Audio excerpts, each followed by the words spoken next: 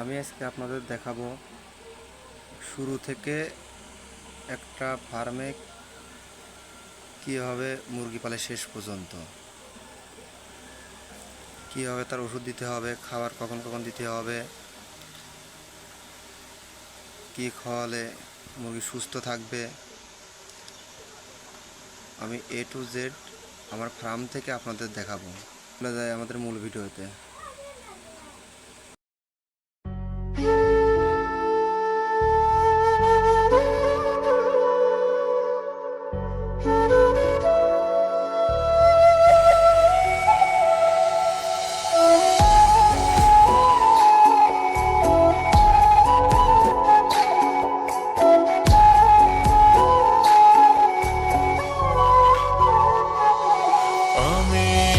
মাটির এখন ঘর বানাবো, খেজুর পাতার ছাউনি দিব, বাঁশের খুঁটির বেড়া দিয়ে মহাকালের ঘুম ঘুমাবো।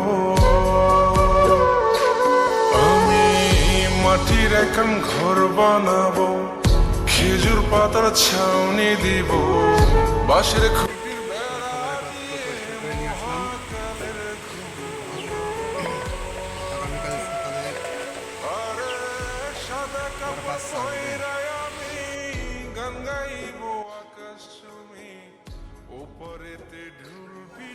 বাইরে প্রচণ্ড রৌদ্র, আজকে গরমের তাপটা মনে হচ্ছে একটু বেশি।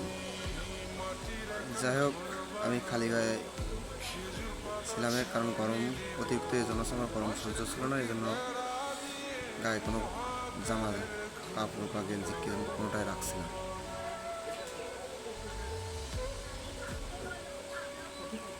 আমি পাত্রগুলো পরিষ্কার করে আনলাম, এখন এগুলো আমি রাখছি।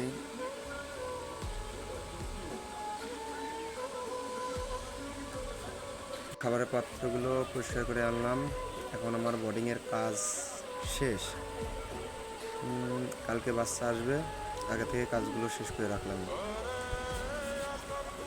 আপনারা অবশ্যই বাচ্চা আনার আগে খাবারের পাত্রগুলো ভালো করে পরিষ্কার করে নেবেন, যাতে খাবারের পাত্রে কোনো প্রকার জীবাণু না থাকে।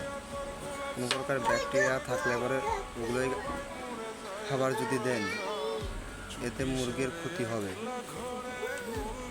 আজকে এই পর্যন্তই, ভিডিও লম্বা বেশি করব না। দেখা হবে আপনাদের সাথে আগামী ভিডিওয়। যখন আমি বোর্ডিংয়ে বাচ্চা রাখবো, তখন থেকে আমি আপনাদের দেখাবো আসলে বাচ্চা আনার পরে, বোর্ডিং ছাড়ার পরে কী কী করতে হয়। যারা আমার চ্যানেলে নতুন, তারা অবশ্যই আমার চ্যানেলটিকে সাবস্ক্রাইব করে সঙ্গে থাকবেন নতুন নতুন ভিডিও পাওয়ার জন্য। বাই, খুদা হাফেজ।